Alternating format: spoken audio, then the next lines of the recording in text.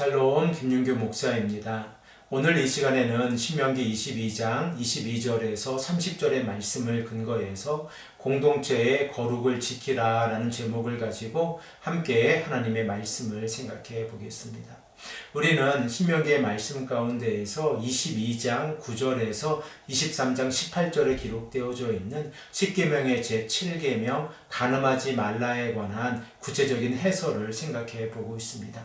이 내용은 단순히 성적인 도덕을 나열하는 것이 아니라 하나님께서 세우신 가정의 신성함과 공동체의 거룩함이 어떻게 지켜지는지에 관하여 말씀을 하고 있습니다. 고대 이스라엘의 백성들에게 있어서 간음은 한 개인의 이탈로 정해지는 죄가 아니라 공동체 안에 큰 죄로 여겨졌습니다. 그 이유는 하나님과 맺은 언약의 백성들이 언약의 가정을 이루었을 때에 그들은 하나님께서 말씀하신 것처럼 한 가정 안에서 충실하고 성실하게 가정을 지키며 나아가야 하기 때문에 그렇습니다. 그러므로 간음이라고 하는 죄가 발생을 하였을 때 공동체는 이 죄악을 죽음으로 다스리고 있다는 사실을 우리는 말씀을 통하여 생각해 볼 수 있습니다. 먼저 22절에서 24절의 말씀을 보면 신실함은 언약 공동체의 기초가 된다는 사실을 생각해 볼 수 있습니다. 율법은 기혼 여성이나 혹은 약혼한 여성이 합의하에서 관계를 맺었을 경우에 양쪽 모두 엄중한 처벌을 해야 한다라고 말씀하고 있습니다. 우리 다 함께 22절에서 24절의 말씀을 읽겠습니다. 어떤 남자가 유부녀와 동침한 것이 드러나거든 그 동침한 남자와 그 여자를 둘 다 죽여 이스라엘 중에 악을 제할지니라. 처녀인 여자가 남자와 약혼한 후에 어떤 남자가 그를 성읍 중에서 만나 동침하면 너희는 그들을 둘 다 성읍 문으로 끌어내고 그들을 돌로 쳐 죽일 것이니 그 처녀는 성 안에 있으면서도 소리 지르지 아니하였음이니요 그 남자는 그 이웃의 아내를 욕보였음이라. 너는 이같이 하여 너희 가운데에서 악을 제할지니라. 간음은 결혼을 약속한 두 사람 사이에서 약속을 깨는 행위입니다. 그러므로 하나님께서는 언약을 맺은 이스라엘 백성들이 한 가정에서 간음으로 인해서 결혼의 이 약속을 깨지 말라라고 말씀하고 있습니다. 결혼 후에 이 약속을 깨지 않는 가장 중요한 원칙이 무엇입니까? 바로 남편과 아내가 서로를 신실하게 믿고 행동하는 삶입니다. 그런데 만일 공동체 안에서 한 가정이 악을 행하였을 때에 곧 간음을 행하였을 때에 이러한 죄악은 하나님 앞에서 악으로 간주되어져서 죽음으로 그 죄값을 치러야 합니다. 또한 성읍 안에서 발생한 간음 사건 가운데에서 여성이 소리를 지르지 아니하였다면 이러한 행동은 합의된 행위로 간주되어져서 이 여성 또한 하나님 앞에서 심판의 대상이 된다는 사실을 우리는 24절의 말씀을 통하여 생각해 볼 수 있습니다. 우리는 이 말씀을 통하여 죄악이 우리에게 다가왔을 때에 그 죄악을 저항하는 것이 하나님 앞에서 올바른 행위라는 것을 다시 한번 깨닫게 되어집니다. 그러나 25절에서 27절의 말씀을 보면 하나님께서는 동일한 간음이라고 하는 이러한 일이 발생했을 때에 약자를 보호하고 공의를 세우시는 말씀을 하고 있습니다.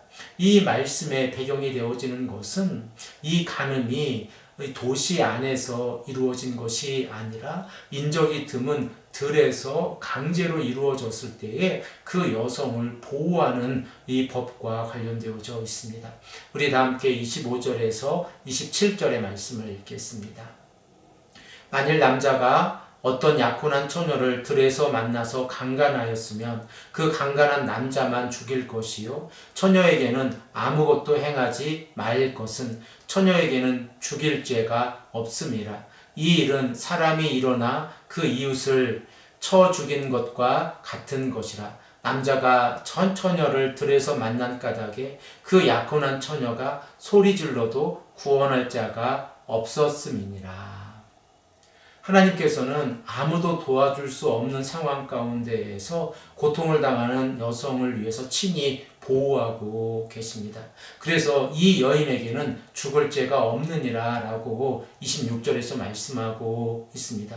그리고 이 여인이 이 강간을 당하였을 때에 그녀를 살인당한 이웃과 이웃에 비유해서 그녀의 무고를 하나님께서 친히 변호하고 계시다는 사실을 우리가 생각해 볼 수 있습니다. 그러므로 율법은 장소와 상황을 구분해서 힘의 불균형 속에서 억울한 피해자가 나타나지 아니하도록 법적으로 보호하고 있다는 사실을 우리가 생각해 볼 수 있습니다. 28절에서 30절의 말씀을 통해서는 창조 질서와 가정의 위험이 어떻게 이루어지는지에 관하여 말씀을 하고 있습니다. 만일 약혼하지 않은 처녀가 한 남자에 의해서 이 강간을 당하게 되었을 때에 그 여인을 어떻게 보호할 것인가에 관한 내용과 가정 안에서 계모와의 관계를 금지하는 내용이 기록되어져 있습니다. 우리 다 함께 28절에서 30절의 말씀을 읽겠습니다.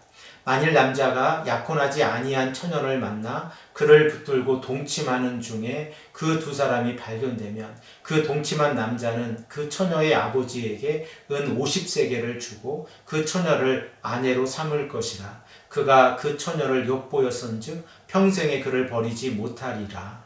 사람이 그의 아버지의 아내를 취하여 아버지의 하체를 드러내지 말지니라. 약혼하지 않은 여성이 간음을 당하였을 때에 남자는 그 아버지에게 50세겔의 벌금을 내고 평생 그녀를 아내로 맞이하여서 그녀에게 충실해야 합니다. 이러한 행동을 통하여 하나님께서는 성적인 욕망이 하나님 앞에서 책임을 져야 하는 행동이라는 사실을 강조하고 있습니다. 그 이유는 한 남자가 타인의 삶에 간섭하였을 때에 그 간섭을 통하여 그 여인의 삶이 망가지는 것을 하나님께서 보호해 주시기 위함입니다. 마지막으로 30절의 말씀을 보면 아버지의 아내 곧 계모를 취하는 일이 없도록 주의하라 라고 말씀하고 있습니다.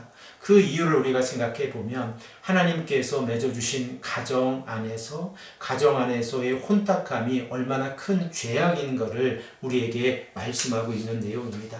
하나님께서는 거룩함이라고 하는 이 말씀을 우리에게 하실 때에 성적인 타락이 거룩함을 파괴하고 그 거룩함이 하나님 앞에서 훼손되어진다는 사실을 강조해서 말씀하고 계십니다.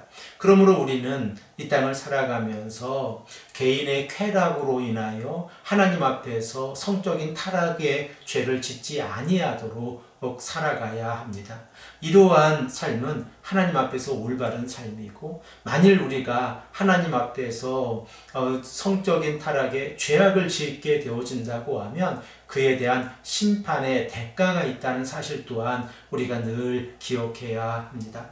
사랑하는 성도 여러분, 하나님께서는 우리를 구원하시기 위해서 예수 그리스도를 이 땅에 보내주셨습니다.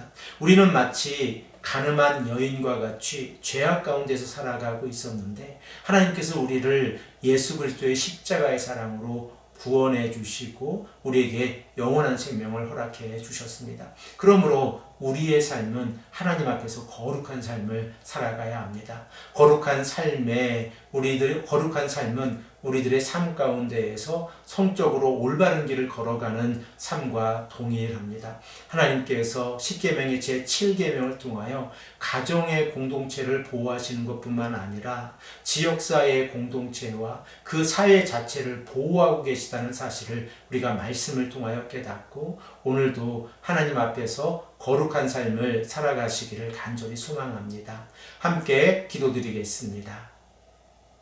아버지 하나님 감사합니다. 오늘도 우리에게 말씀해 주셔서 가정 안에서 하나님의 거룩함을 어떻게 지켜야 하는지 우리에게 말씀해 주시니 감사합니다. 또한 공동체 안에서 하나님의 거룩함이 어떻게 지켜지는지 우리에게 말씀해 주시니 감사합니다. 아버지 하나님, 우리가 거룩한 하나님의 자녀로 살아갈 수 있도록 인도하여 주시옵소서. 감사드리며 사랑에 많으신 예수 그리스도의 이름으로 간절히 기도드립니다. 아멘.